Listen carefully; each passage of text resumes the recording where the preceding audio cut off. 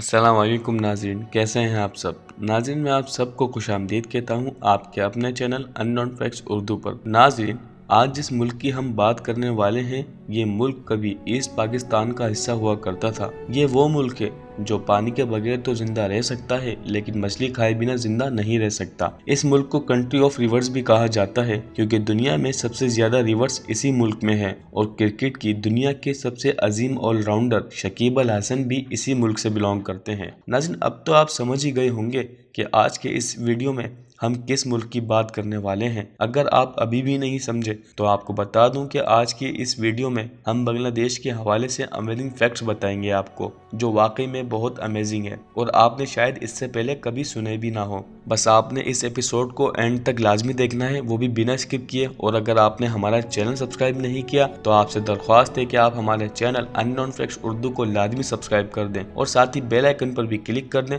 ताकि हमारी latest video की अपडेट आपको सबसे पहले मिल जाए। तो नाज़रीन, शुरू करते हैं आज की इस वीडियो को।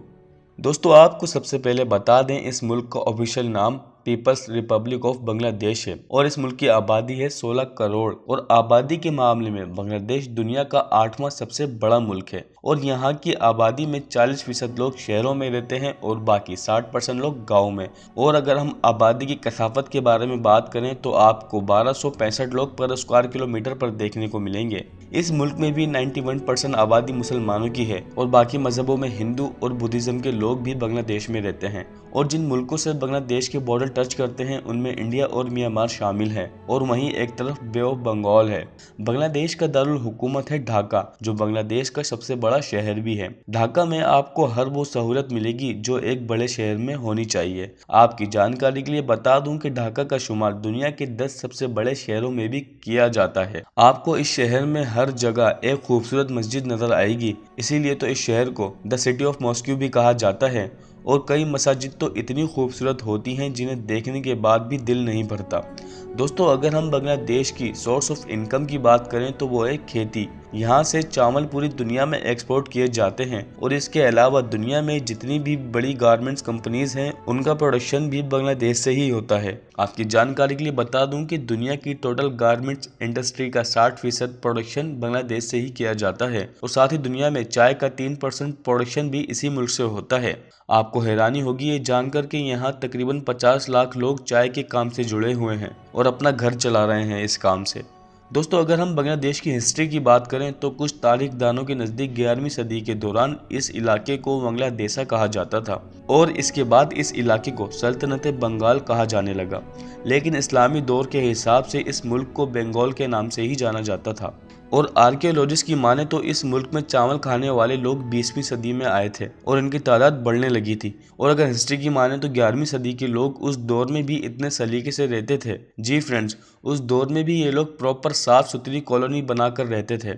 और अगर हम पहनावे की बात करें तो उस दौर में भी यहाँ की औरतें तांबे के जेवरात बनाकर पहनती थीं और मिट्टी के काले और सफ़ेद बर्तनों को इस्तेमाल करती थीं।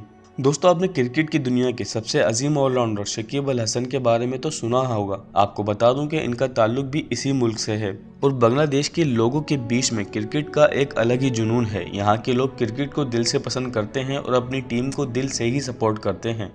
बांग्लादेश की क्रिकेट टीम ने बहुत कम वक्त में इंटरनेशनल लेवल पर अपना नाम बनाया है। आज भी ये टीम बड़ी बड़ी टीम्स को उन्हीं के मुल्क में जाकर हरा देती है।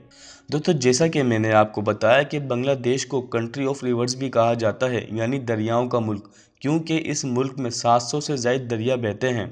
एशिया के 3 सबसे बड़े दरिया गंगा, मेघना और ब्रह्मपुत्र, ये तीनों बांग्लादेश से ही बहते हैं। दोस्तों, जितने इन दरियाओं के फवाइद हैं उतने ही इनके नुकसान भी हैं। नुकसान इसलिए कि हर साल जब बांग्लादेश में बारिश होती है तो इन दरियाओं के आसपास के इलाके में सैलाब जैसी सूरत हाल हो जाती है, जो यहाँ के पूरे निज़ाम को हिलाकर रख देती है। लेकिन सैलाबी सूरत हाल में भी आपको एक अच्छी और एक अनोखी चीज़ देखने को मिलेगी बांग्लादेश में, और वो होते हैं बोर्ड स्कूल। दोस्तों, जैसा कि मैंने आपको बताया कि सैलाब से सब कुछ तबाह हो जाता है, ऐसे में बच्चों की पढ़ाई भी रुक जाती है और इसी क्रूशल कंडीशन से निपटने के लिए बांग्लादेशी गवर्नमेंट ने बोर्ड स्कूल का कॉन्सेप्ट लॉन्च किया, जिससे बच्चों की पढ़ाई पर अब कुछ असर नहीं होता अगर दोबारा ऐसी सिचुएशन होती है तो। और ये एक बहुत बड़ी कामयाबी है इस मुल्क की। दोस्तों, बांग्लादेश में सियाहों के लिए देखने के लिए बहुत कुछ है। आपको इस मुल्क में हिस्टोरिकल प्लेसेस, लग्जरी बीचेस, हरे भरे जंगल और साथ ही जिन सियाहों को मछली पकड़ने का शौक है उनको यहाँ फिशिंग करने का भी मौका मिलता है। दोस्तों, बांग्लादेश का सबसे बड़ा टूरिस्ट अट्रैक्शन है सुंदरबन। दरअसल सुंदरबन एक मैंग्रोव एरिया है जो कि बांग्लादेश में है। इस जगह का विजिट करने पर आपको ये ट्रिप हमेशा याद रहेगा और इस जगह को यूनेस्को की वर्ल्ड हेरिटेज साइट में भी शामिल किया गया है। और ये बांग्लादेश के नेशनल एनिमल बंगाल टाइगर का गढ़ है, जहां आपको बआसानी बंगाल टाइगर चलते फिरते हुए दिख जाएंगे और साथ ही ये जगह काफी जहरीले सांपों का भी घर है। दोस्तों, बांग्लादेश में लड़कियों की लाइफ थोड़ी मुश्किल होती है। आपकी जानकारी के लिए बता दूं कि नाइजीरिया के बाद बांग्लादेश ही वो मुल्क है जहां लड़कियों की शादी 18 साल से भी पहले करवा दी जाती है और यहां के कानून में भी ये लीगल है। यूनिसेफ के किए गए एक सर्वे के मुताबिक ये बात सामने आई है कि तकरीबन 74% बांग्लादेशी लड़कियों की शादी 18 साल की उम्र से पहले करवा दी जाती है। और ऐसे भी कई मसले सामने आए हैं जहाँ पैसों के लिए बच्चियों की शादी 70 साल के बुजुर्ग से करवा दी जाती है। और एक टाइम बांग्लादेश पर ऐसा भी था कि यहाँ की औरतें महफूज नहीं थी और यहाँ के पैसे वाले लोग औरतों को अपने साथ ही रखते थे और एक मर्द कई कई शादियां करके रखता था। नाज़रीन, उम्मीद करते हैं आज की इस वीडियो में जो हमने आपको बांग्लादेश के हवाले से फैक्ट्स बताए आपको पसंद आए होंगे। हमें कमेंट बॉक्स में लाजिम बताएं कि आपको इस वीडियो का कौन सा फैक्ट सबसे ज़्यादा पसंद आया और साथ ही हमें यह भी बताएं कि आप किस शहर और किस मुल्क के बारे में जानना चाहते हैं।